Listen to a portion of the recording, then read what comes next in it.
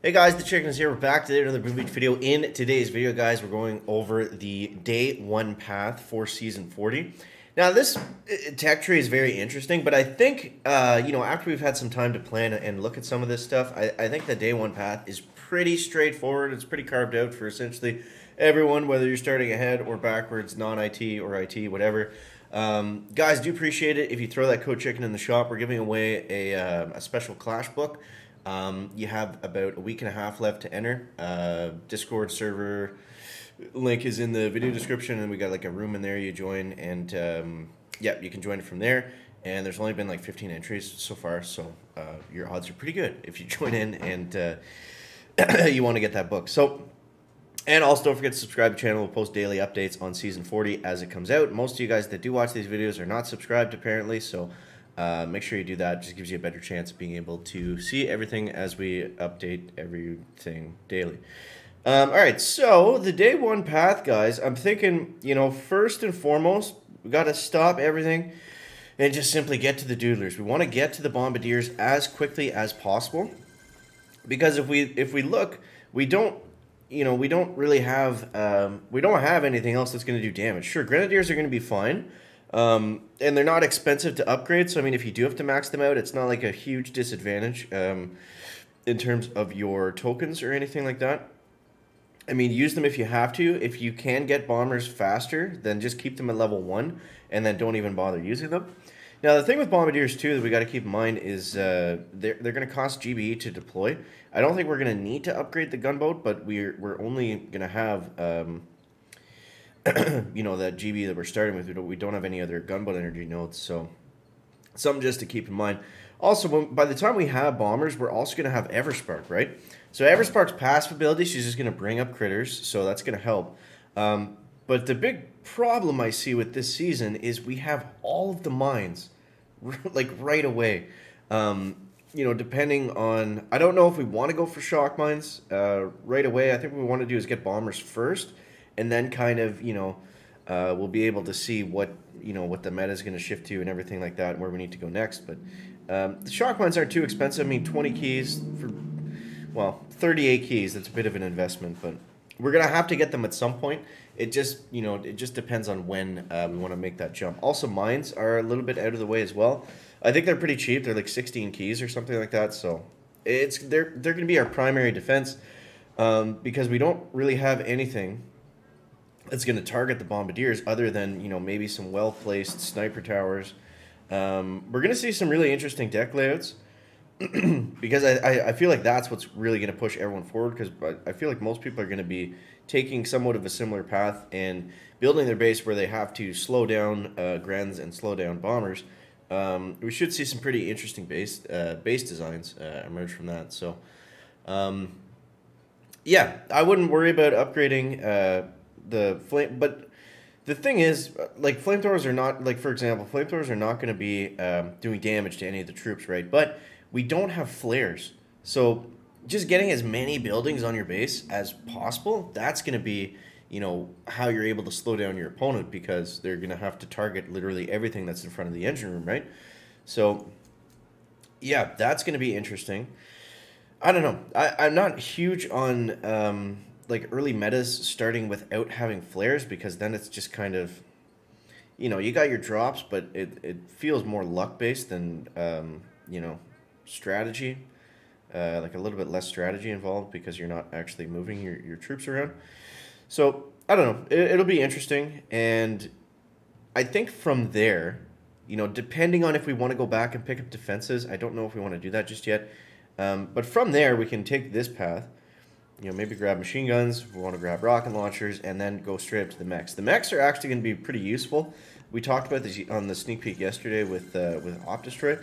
Now that the mechs actually work after the last update, and they stun defenses, and they have a little bit more speed increase, they're going to be very interesting, because we don't know how good they're going to be just yet. Obviously, they still move slow, but they're faster than they were before. So, yeah, and I mean, we're going to have something, because by this time we're going to have rocket launchers, potentially shock launchers coming into play. So we're going to have something that's going to protect the Bombardiers other than Everspark. So mechs could become pretty useful. Obviously, we want to get the troop health. And we're probably not going to need smokes. So I think the top path makes sense for like essentially everybody. I don't really know why you would go the bottom path unless you're just like heavily tech riding and you're able to jump to flares or whatever, rocket chop or something like that right away and skip all the defenses. We see people do that every season, so I'm sure some people will take that route because the top route's better, but it's more expensive too, right? So it's kind of, you know, you got to make that trade-off. But moving back a little bit, since we're talking more so about the day one path, I don't know how beneficial all the defenses are going to be. We have critters over here too, which is interesting. We typically don't have critters that early. This multi-node really sucks. I mean, I don't understand why they have 4 shock mines and 4 regular mines at the same value. Obviously, shock mines are way better than regular mines, so that's kind of weird. But I mean, critters could be good. Being able to critter an ER, you know, with grenadiers maybe that could be an alternative route to taking the doodlers right away.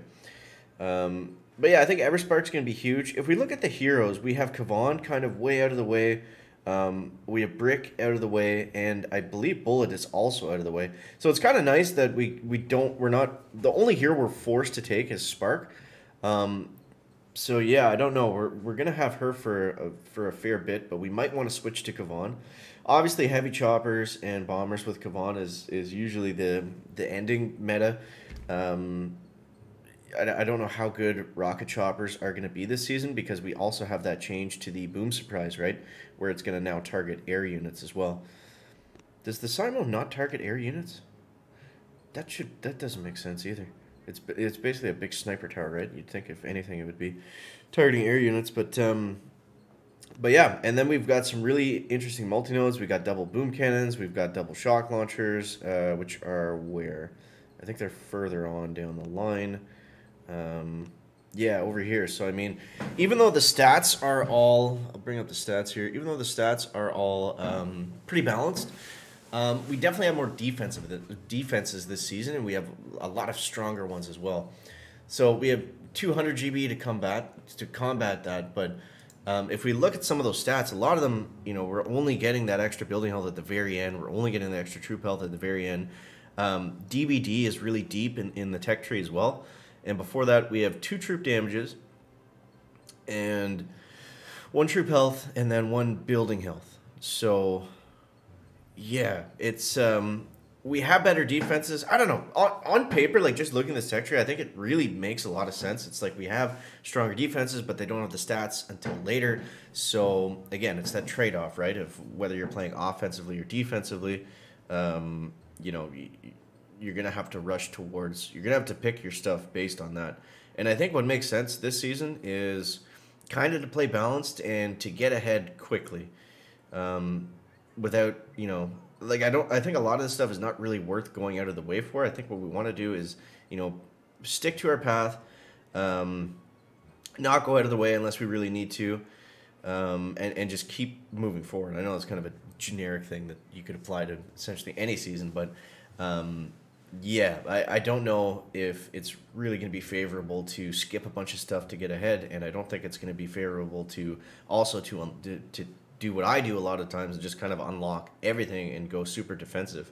I think we want to just kind of take what we need and then move forward, and we don't want to, I don't think there's going to be a big bonus to going super defensive right out of the gates anyways. You know, later on that'll change, but yeah, so that's kind of what I'm thinking for the opening day at least, but I want to hear your guys' thoughts and your plans. Definitely throw what your day one plan is down below in that comment section, guys. And yeah, I think we're gonna wrap it up right there. And don't forget, throw in that code check in the shop, and we're doing that giveaway. Like I said, in about a week and a half. So all the info and everything on that is just in the Discord server. The link to that is, again, in the video description. You just open it up, and then I've got a bunch of links for stuff. Just click on the one that says Discord, and it'll bring you right there. So, yeah, that's it. That's all, guys. It's going to be interesting. I'm excited. So, As always, guys, thank you so much for watching. That is going to wrap it up for the video today. Make sure to leave a like if you found it interesting, entertaining, or informative. Catch you next one, guys. Check it out.